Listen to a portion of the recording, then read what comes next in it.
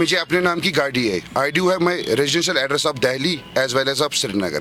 What happened before 2 days? I was traveling from Sonawar to Ram Munshi Bagh. SHO Ram Munshi Bagh seized my vehicle. उस time क्या हुआ कि गाड़ी तो मेरे नाम की है. I am the owner Zahid Zoor, उस पर लिखा था आरसी पे.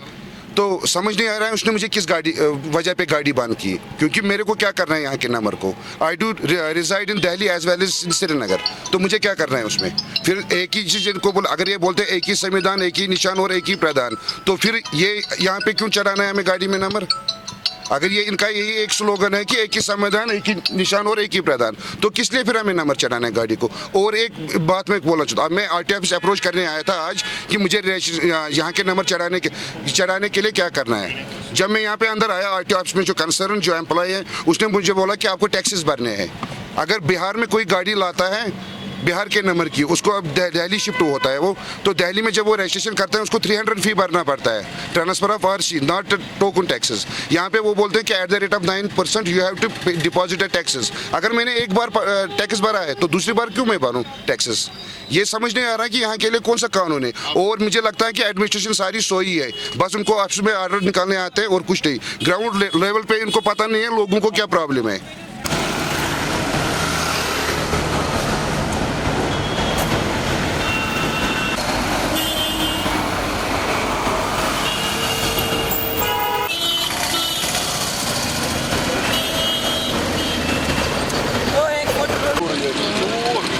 Benim çavar. Kaç kuartı?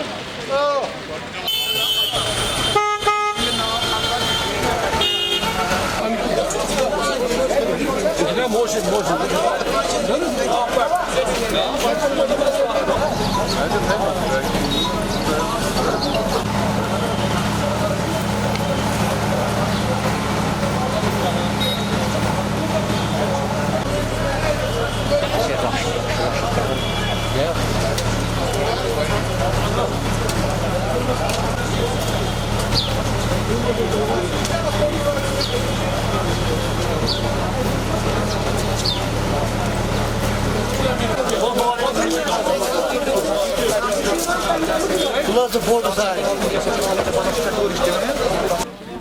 दो दिन से लगातार आउटसाइड स्टेट की गाड़ियां सीज हो रही हैं. आज आप आरटीओ ऑफिस में अपनी गुहार लगाने आए हैं.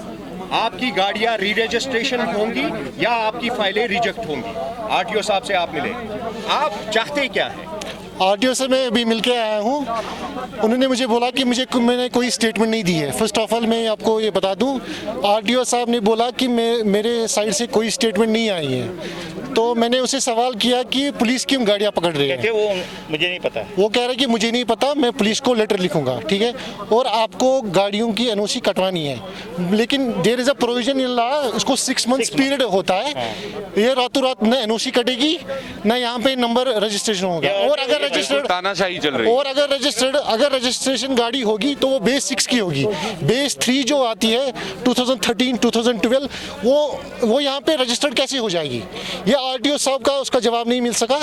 और जो भी डीलर्स है, जो भी हम गाड़ियाँ बेच रहे हैं ना, वो हम बिल्कुल ऑथेंटिक प्रॉपर पेपर्स पे देते हैं. उनके सारे डॉक्यूमेंट्स कंप्लीट है, लेकिन फिर भी आरटीओ के कहने पे पुलिस गाड़ियाँ पकड़ रही है. और ये हमारे साथ बिल्कुल सरासर जुल्म हो रहा है सभी डीलरों के साथ. और मैं सबको, और मैं सब जो भी अवाम है, जो भी अवाम है श्रीनगर के, न ये रूल लद्दाख में लागू हो रहा है, न जम्मू में लागू हो रहा है. इवन कि जो जम्मू है वहाँ की 30 स्टेट्स की गाड़ियाँ चल रही है. अभी तक एक भी गाड़ी वहाँ के पुलिस ने सीज नहीं की. सिर्फ हमारे इस जो यूटी है हमको एक साइड से बोल रहे हैं कि आप यूटी, आप दिल्ली से आप कनेक्ट हो रहे हैं. दूसरी साइड से हमारे साथ ये जुल्म हो रहा है. और जो भी यहाँ पे डीलर है, कम से कम 50, 60, 70, 80 लाख, 1 करोड़ रुपए के माल अभी सबके पास खड़ा है.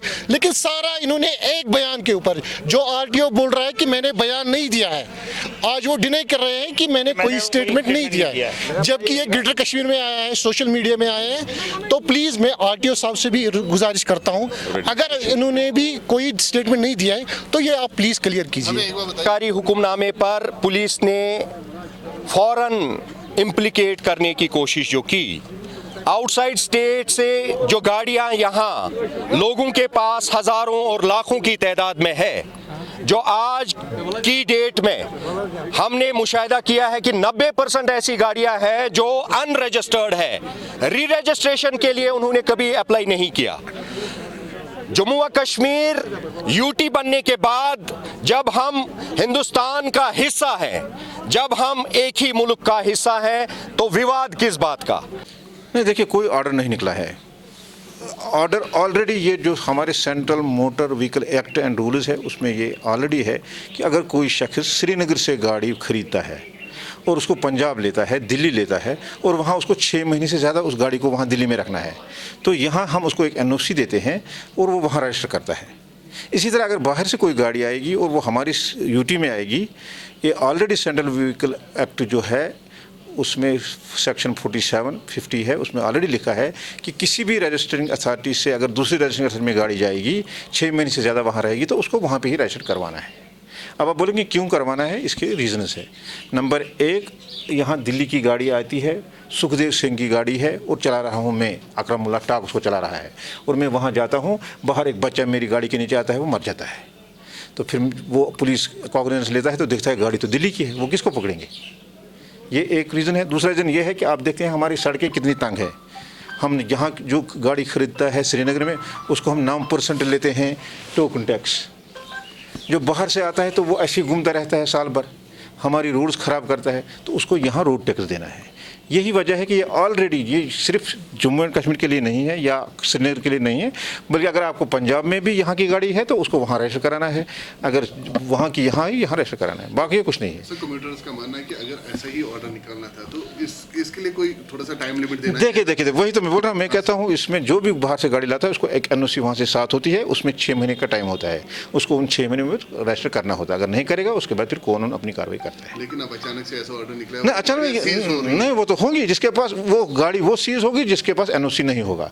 इसमें अगर कोई बाहर से गाड़ी लाता है तो वो तो फिर चोरी की गाड़ी मानी जाएगी अगर उसके पास डॉक्यूमेंट्स नहीं है। अगर क्या आप यहाँ अपनी गाड़ी चलाते हो विदाउट डॉक्यूमेंट्स, तो पकड़ेंगे ना। तो जो बाहर की सुखदेव सिंह की गाड़ी है तो यहाँ कोई और चला रहा है, उसके पास डॉक्यूमेंट नहीं, तो वो तो सीज होनी ही होनी है। और टैक्स के बारे में भी कहा जा रहा है कि वहाँ पे भी टैक्स लग रहा है। हाँ, देखिए, वो तो टैक्स लेती है यूटी गवर्नमेंट। अगर पंजाब लेता है, हरियाणा लेता है, दिल्ली लेता है तो लेंगे। जिस तरह हम आपकी नई गाड़ी को टैक्स लेते हैं, आप रोड इस्तेमाल करते हो तो उसका टैक्स देते हो, तो जो वहाँ से आएगा तो उसको हम टैक्स नहीं लेंगे, वो तो टैक्स लेना है। हमारा रोड इस्तेमाल करता है तो उसमें हम उतना टैक्स लेंगे जितनी उसकी लाइफ होगी। अगर जिनके पास दिल्ली की गाड़ियाँ हैं, जी, घर पे हैं गाड़ियाँ, वो अब घर से बाहर निकालना मतलब, हाँ, अगर उनके पास डॉक्यूमेंट जेन्युइन है तो उनको कोई नहीं रोकेगा। हाँ, उनके पास डॉक्यूमेंट नहीं होंगे तो वो तो कानून तो अपनी कार्रवाई कर लेगा। मेरी मैसेज यही है, इसमें डरने की कोई ज़रूरत नहीं। अगर आपके पास जेन्युइनली गाड़ी लाई है, वहाँ से एनओसी आपके पास है, आप हमारे पास आइए, हम विदिन 15 डेज आपकी रजिस्ट्रेशन करके देंगे। नहीं, मैं कहता हूँ सिक्योरिटी का रीज़न क्या है? सिक्योरिटी का तो कोई रीज़न नहीं, यही तो है। अगर मैं कहता हूँ खुदा ना खास्ता अगर आप यहाँ से बाहर निकले, अभी आपकी गाड़ी को टक्कर मार दी हरियाणा वाली नंबर ने और वो भाग गई, हम किसको पकड़ेंगे? लेकिन अब ये ऑर्डर इम्प्लाई हो गया है और बहुत सारी गाड़ियाँ बाहर, जम्मू से बाहर यहाँ कश्मीर आ रही हैं, तो उनको भी रोका जा रहा है, तो उनके लिए क्या? नहीं, उनको नहीं, कोई किसी को नहीं रोका। मैं कहता हूँ 6 महीने से पहले किसी को कोई नहीं रोकता। कोई टूरिस्ट आ रहा है बाहर से अपनी गाड़ी लेके तो उसको कौन रोकता है? हम जाते हैं यहाँ से दिल्ली गाड़ी लेके तो हमें कौन रोकता है वहाँ? ये कानून है, लोगों को शायद पता नहीं है, और यहाँ इनका बहुत ज़्यादा रश हुआ था इन गाड़ियों का, कोई पूछने वाला नहीं था, इसलिए कानून ने अपना काम शुरू किया है। तो मुझे लगता है किसी को इसमें डिफिकल्टी नहीं होनी चाहिए। जो अनंतनाग और बडगाम में गाड़ियाँ सीज हुई हैं, उनके लिए क्या है मैसेज? नहीं, जो अगर अनंतनाग में उनके पास डॉक्यूमेंट नहीं तो वो सीज करेंगे उनको। अब अगर मेरी गाड़ी वहाँ सीज हुई है, मेरे रिश्तेदार की गाड़ी सीज हुई है, तो उनको क्या है, उनका मैसेज यही है कि वो वहाँ से एनओसी लाएंगे तो गाड़ी रिलीज होगी, उसके बाद हमारे पास आएंगे, हम रजिस्टर करवाएंगे। तो क्या कुछ टाइम दिया जाएगा? कुछ टाइम तो इसमें ऑलरेडी 6 महीने है ना। मैं कहता हूँ इसमें ऑलरेडी 6 महीने है टाइम, इसमें हमें टाइम देने की जरूरत नहीं। इसमें एज पर रूल्स हम करते हैं। हाँ, नहीं, ऑर्डर नहीं निकला है। ऑर्डर कहाँ से निकला? ऑर्डर, कोई ऑर्डर नहीं है, लेकिन ये ऑलरेडी रूल्स में है, कोई ऑर्डर नहीं निकला है। ये तो ऑलरेडी करना है ये काम। लोगों में खलबली मच गई है, वो खलबली से मच गई है। मैं कहता हूँ इसीलिए उनको बोल रहा हूँ कि परेशान होने की जरूरत नहीं है। आप अपने जेन्युइन डॉक्यूमेंट्स है, आप आइए, हम रजिस्टर करवाएंगे।